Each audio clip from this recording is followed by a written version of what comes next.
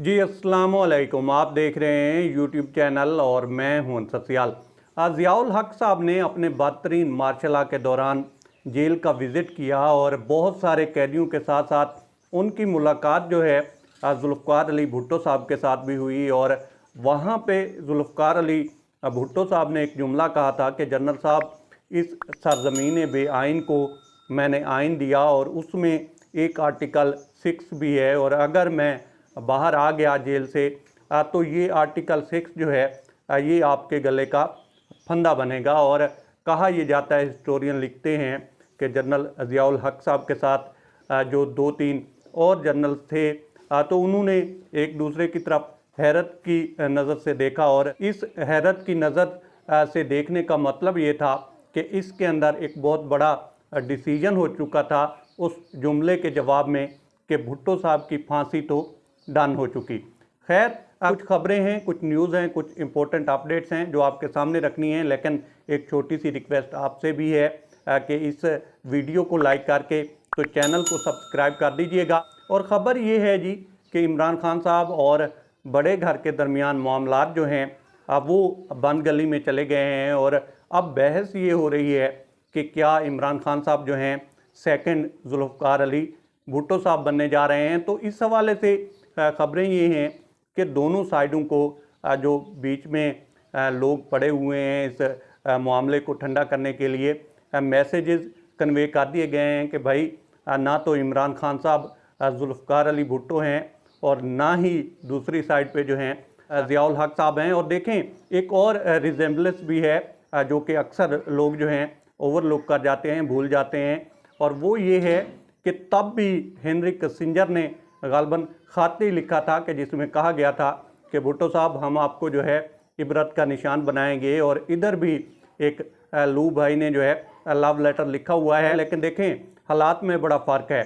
70 के पाकिस्तान में और 2024 के पाकिस्तान में ज़मीन आसमान का फ़र्क है, और ये मैसेज जो है दोनों साइडों को पहुंच चुका है, इसको अंडरस्टैंड भी करती हैं। ना तो तब इस तरह से मेन स्ट्रीम मीडिया था, अखबार में ख़बर आती थी वो भी 24 घंटे के बाद, फिर ना इस तरह से सोशल मीडिया था जिस तरह से आज इधर कुछ हुआ नहीं और उधर मीडिया पे ख़बर आई नहीं, फिर ना ही इस तरह से जो है जुनून था जिस तरह का आज पाकिस्तान सबके सामने है, जिस तरह से आज जो है नौजवान वर्कर एक्टिव है। तो हालात में बहुत बड़ा फ़र्क है। और फिर पर्सनैलिटी क्लैश तब भी था, अब भी है, लेकिन इस लेवल का नहीं है कि एक बंदे को जो है तख्तेदार पे ही चढ़ा दिया जाए। दोनों साइडों पे कुछ ऐसे लोग हैं जो बीच में पड़े हुए हैं और कोशिश कर रहे हैं इस मामले को ठंडा करने की। और ठीक है, नौबत इस लेवल की है कि ईद नमाज़ों पे भी पाबंदी है, लेकिन इसमें सबसे बड़ा मसला है वो लोग कि जिनको अपनी रोज़ी रोटी की पड़ी हुई है कि अगर सुलह हो गई तो उनकी जो लाइमलाइट में लाइफ आई हुई है, उनके ऊपर जो कैमरे लगे हुए हैं और वो ख़बरों की जीनत बनते रहते हैं, तो उनको अपने फ्यूचर की बनी हुई है। और इस जलती पे वो लोग जो हैं पेट्रोल का काम कर रहे हैं। देखें, क्या दोनों साइडें जो हैं बात नहीं करना चाहती? बिल्कुल करना चाहती हैं। क्या इमरान खान साहब ने ये नहीं कहा कि जनाब, अगर मैं अपनी हुकूमत ख़त्म होने के बाद जनरल बाजवा से 2 मरतबा सीक्रेटली मिल सकता हूँ तो मैं किसी से भी मिल सकता हूँ?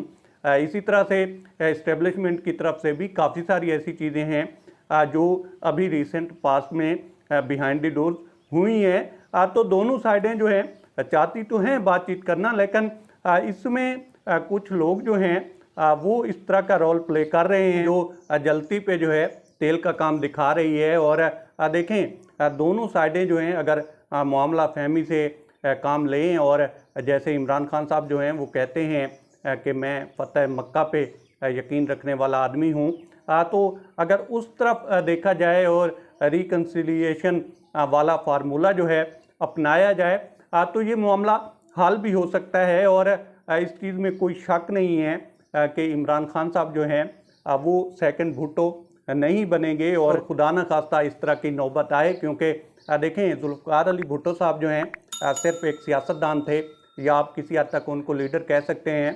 इमरान खान साहब जो हैं वो सियासतदान भी हैं, वो लीडर भी हैं, वो इस कौम के हीरो भी हैं क्रिकेट की नज़र से देखा जाए। और फिर हम सोशल वेलफेयर की बात करें तो दो ही शख्सियात हैं, या ईदी साहब हैं या इमरान खान साहब हैं। और इमरान खान साहब के जो इस सिलसिले में काम हैं वो काफ़ी सारे हैं। आप शौकत खानम को देख लें, आप नमल यूनिवर्सिटी को देख लें, आप जो है पनाहगाहें देख लें जब उनकी गवर्नमेंट थी, इसके साथ साथ आप सियत कार्ड देख लें।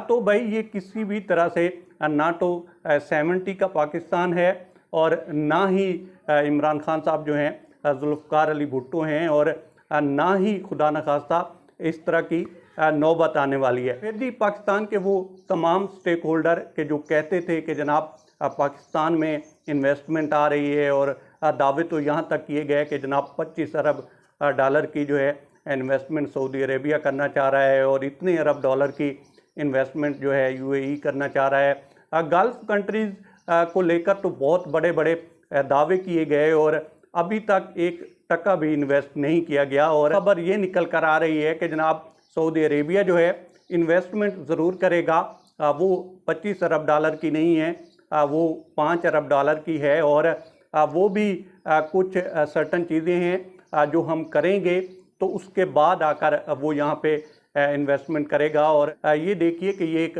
अखबार की हेडलाइन है जिसमें कहा गया है कि सऊदी अरेबिया जो है वो 5 अरब डॉलर की इन्वेस्टमेंट करना चाहता है। लेकिन ऊपर भी कुछ लिखा हुआ है, और उसमें ये लिखा हुआ है कि जनाब दो तरफा तामुन भी बढ़ाया जाएगा, और साथ साथ इंडिया को लेकर भी बातचीत की गई है कि उसके साथ मुज़ाकरात होंगे, उसके साथ कश्मीर को लेकर दीगर मामलात को लेकर मुज़ाकरात होने चाहिए। और अब सवाल सबसे बड़ा ये है कि क्या अब पाकिस्तान के जो दोस्त ममालिक हैं वो भी ये शराइत सामने रखने लग पड़े हैं कि जनाब हम इन्वेस्टमेंट तो करेंगे लेकिन इंडिया के साथ जो है बातचीत भी की जाए। और इसका दूसरा मतलब ये है कि सीधा सीधा जवाब ही समझे, कहीं अब हमारे जो दोस्त ममालिक हैं वो ये तो नहीं कहना शुरू हो गए कि जनाब आप जो है कश्मीर के ऊपर कंप्रोमाइज़ करें, या आप जो है इंडिया की बालादस्ती इस खित्ते में तस्लीम करें, या उसके लिए जो है आप कोऑपरेट करें। कुछ इस तरह की चीज़ें जो हैं इस तरह के बयानात से झलकती हैं। और इन चीज़ों को हमारी जो PDM 2.0 है, जैसे भी आगे इलेक्टेड है या सिलेक्टेड है, उनको समझना होगा। और पॉलिटिकल पोलराइजेशन के माहौल में भले ही कोई 5 अरब डॉलर दे, भले ही कोई 10 अरब डॉलर दे, वो आएंगे और इसी तरह से चले जाएंगे कि जैसे पहले पता नहीं चला कि IMF से हम इतना कर्जा ले चुके हैं। और वो कर्जा जो है इन्हीं लड़ाइयों के नज़र हो गया है, क्योंकि हम जो हैं 5 साल टेन्योर में 4 से 5 तो वज़ीर आज़म बदल देते हैं। बहरहाल अब तक इतना ही। आप दोस्तों से रिक्वेस्ट है कि आप हमारे चैनल का विज़िट करें, और अगर आपको हमारे चैनल का कंटेंट पसंद आए तो इसे सब्सक्राइब करें। तामुन के लिए शुक्रिया दोस्तों। अल्लाह हाफ़िज़।